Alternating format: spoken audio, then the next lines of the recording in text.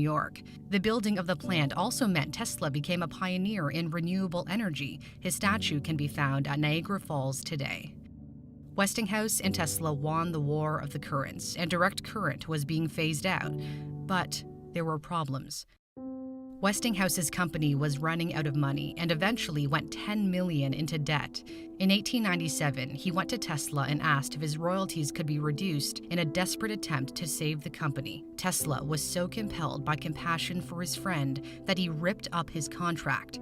He was grateful to Westinghouse for believing in him when no one else would. Tesla willingly walked away from $12 million in royalties, which in today's terms would be worth over $300 million. Had he held onto those royalties over time, he would have likely become the wealthiest person on the planet and the first person with $1 billion net worth. That act of compassion for his friend, of tearing up his contract, saved Westinghouse. In return, Westinghouse paid Tesla $216,000 for the rights to use his AC patents forever. This is the equivalent of about $6 million today.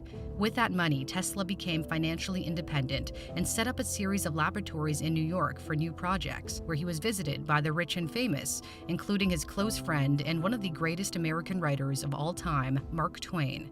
This was his period of many inventions. He held over 300 patents in his lifetime. He created an early version of neon lighting, the Tesla turbine, a bladeless turbine for vehicles. He pioneered X-ray technology by experimenting with radiation. This is an X-ray of his own hand. Another standout invention was one of the first remote controls. In 1898, he controlled a miniature boat at Madison Square Garden in New York. It was so far ahead of its time that the crowd thought he was using magic to make it move. That would be the ancestor to today's remote-controlled drones. One of his most well-known inventions is the Tesla coil, a device that can produce large amounts of high-voltage electricity. Because of the coils, he discovered he could send and receive powerful radio signals when they resonated at the same frequency. Tesla was getting ready to broadcast his first radio signal, but disaster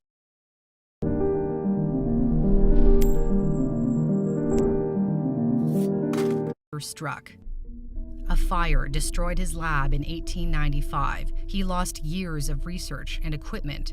Tesla didn't apply for a patent for the radio until 2 years later. The fire would be the turning point in his life that led to a downhill spiral. At the same time that he was working on radio, an Italian entrepreneur, Guglielmo Marconi, was also working on the radio in England. He tried to acquire patent rights in the US, but was turned down because it was too similar to Tesla's. However, things changed when Marconi was able to send the world's first transatlantic radio message in 1901 using 17 of Tesla's patents. Edison then threw his financial support behind Marconi. Tesla had no problem with Marconi's achievements, but in 1904, the U.S. Patent Office suddenly changed its mind and awarded Marconi a patent for the invention of the radio. There has never been a reason given for this decision, but the powerful financial backing Marconi received could explain it.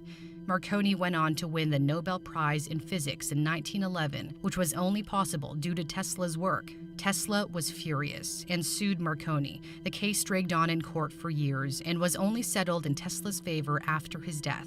That radio incident negatively impacted the rest of Tesla's career. For example, Tesla was obsessed with bringing wireless communication to the world and built a huge wireless transmission station in Long Island, New York, called Wardenclyffe Tower. He imagined a world where we could send and receive. For example, Tesla was obsessed with bringing wireless communication to the world and built a huge wireless transmission station in Long Island, New York, called Wardenclyffe Tower. He imagined a world where we could send and receive messages wirelessly. He was, again, well ahead of his time. But financial backers did not have enough faith in his project. They pulled out and banked on Marconi's radio invention instead. This left Tesla in financial ruin. He had no choice but to abandon his dream project in 1905 and eventually lost Wardenclyffe Tower to foreclosure. Tesla's mental health deteriorated. He lived his last decade in the New Yorker hotel, beginning in 1933. Westinghouse Corporation hired him as a consultant and paid for his room. He lived rent-free but died in debt. So why did one of the greatest inventors of all time fade into obscurity and die penniless? You could say Tesla was unlucky at times, like when the fire burned down his New York lab. But the main reason is because Tesla was not a capitalist. He made decisions that those with more business acumen would not have made, such as giving up his royalties for the AC motor. He wasn't concerned about money. He was concerned about the pursuit of science for the betterment of humanity. He wanted to change the world, and he did. Thanks in part to Elon Musk's company, people are starting to learn more about the man who inspired the company, a man whose inventions would power our entire planet. It's because of Tesla that modern society functions the way it does. Tesla's mother called him a child of light, and she was quite right. Thanks so much for watching the story of Nikola Tesla. I hope you enjoyed it. I'm Cindy Palm. If you like what you saw, subscribe to my new channel. I also started a Patreon where you can make a monthly contribution, and this will go a really long way toward helping this channel grow. See you soon.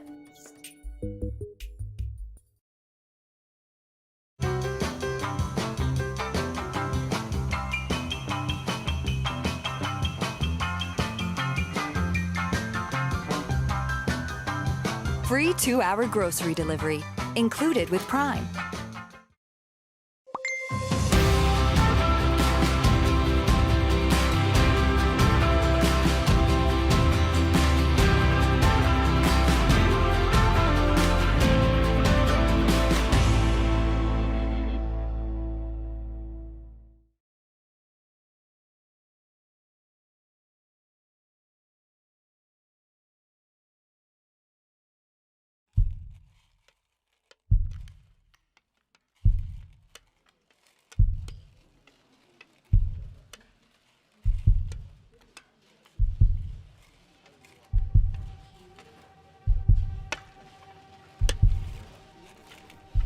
It's intensely contemplative.